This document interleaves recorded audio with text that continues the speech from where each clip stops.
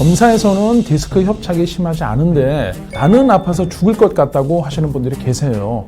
통증이 발생하는 기전은 튀어나온 디스크가 신경을 꽉 눌러서가 아니에요. 안녕하세요. 서희수 정형외과 원장입니다. 허리가 아프거나 엉치 다리가 저려서 병원에 오시는 분들을 보면 여러 병원을 전전하면서 온갖 검사와 치료를 반복하시다가 반포기 상태로 내원하시는 경우가 종종 있거든요. 그래서 오늘은 MRI나 초음파 검사에서는 별 이상이 없는데 내 허리나 다리가 저린 이유는 무엇인지 한번 알아보도록 하겠습니다. 디스크 내장증으로 불리는 섬유륜 인대 손상. 어떤 질환인가요? 이 디스크의 구조를 살펴보면 속에는 이 젤리 같은 말랑말랑한 수액이 있고요. 이것을 이 딱딱한 섬유륜이라는 인대가 둘러싸고 있습니다. 마치 부드러운 크림이 속에 꽉 차 있는 크림빵 같다고 생각하시면 됩니다.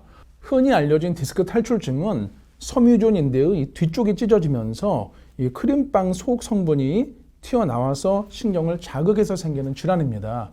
그런데 여기서 통증이 발생하는 기전은 튀어나온 디스크가 신경을 꽉 눌러서가 아니에요. 이 기계적으로 압박을 해서가 아니라 디스크 속에 액체 성분이 터져 나오면서 신경에 닿습니다. 그래서 화학적인 화상을 입히기 때문인데요. 아주 쉽게 비유를 들자면 섬유륜 인대가 찢어지면서 디스크가 나오잖아요. 튀어나온 디스크가 신경을 눌러서 아픈 것이 아니라 속에 있는 물이 이렇게 쭉쭉쭉 적셔서 아픈 겁니다. 그래서 이 고체가 눌러서 아픈 것이 아니라 액체에 닿아서 아픈 것이기 때문에 신경에 화학적인 화상을 일으키는 것입니다.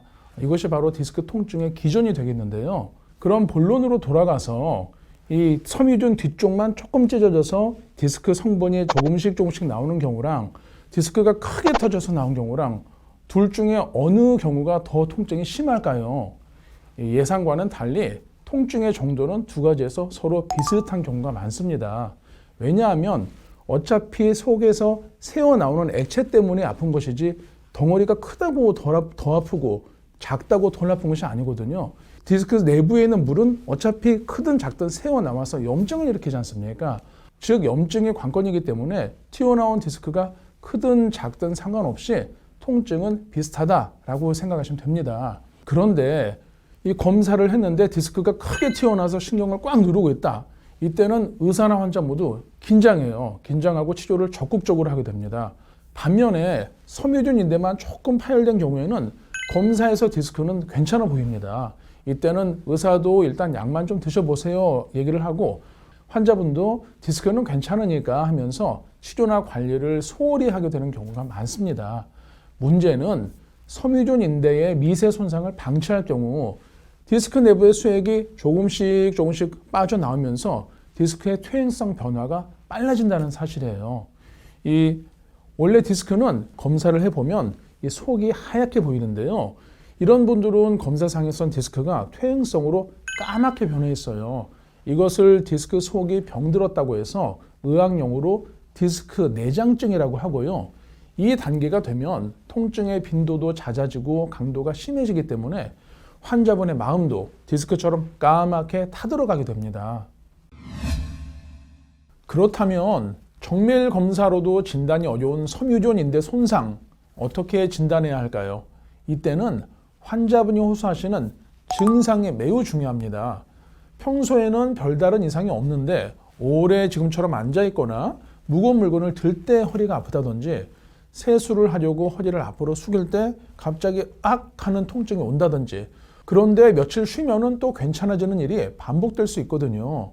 이런 현상이 자꾸 빈번해지고 주기가 짧아지면서 막상 병원에서는 검사를 해도 별 이상이 없다라고 한다면 꼭 한 번쯤은 섬유륜 인대 손상을 의심해 봐야 하겠습니다.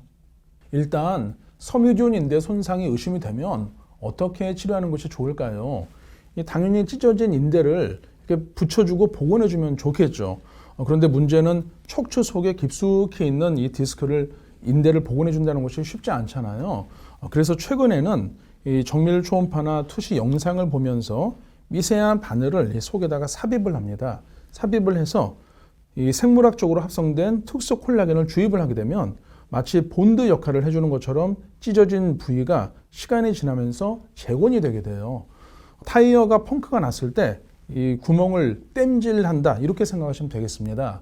그런데 만약에 디스크 내장증까지 진행이 되어서 디스크 자체의 높이가 이렇게 낮아졌을 때는 이것만 붙여준다고 해결이 될까요? 그때는 디스크 속의 성분과 유사한 물질을 집어넣어서 팽창을 시키는 방법이 있습니다. 최근에 미국의 코넬 대학교 병원에서는 디스크 내부에 수액 성분과 유사한 하이알루론산이라는 물질을 집어넣어서 마치 바람 빠진 타이어를 팽창시키는 것처럼 디스크 높이를 이렇게 높여주는 그런 치료법도 소개되고 있어요. 그래서 요약을 하면은 디스크 손상을 펑크가 난 타이어에 비유를 했을 때 이 겉에서 타이어를 봉합해 주는 것은 바이오 콜라겐 주입술이 되겠고요. 타이어에 공기를 넣어서 팽창을 시키는 것은 디스크 복원술이 되겠습니다. 허리 질환의 정확한 진단을 위해서는 다양한 정밀 검사가 필요한데요. 말씀드린 섬유륜 인대 손상이나 디스크 내장증, 후관절 증후군은 모두 MRI나 초음파에서도 진단이 쉽지 않습니다. 따라서 검사상 디스크 협착이 심하지 않다고 해서 통증을 무시하지 마시고 내 몸이 호소하는 증상에 항상 관심을 좀 가지실 것을 당부드리고요.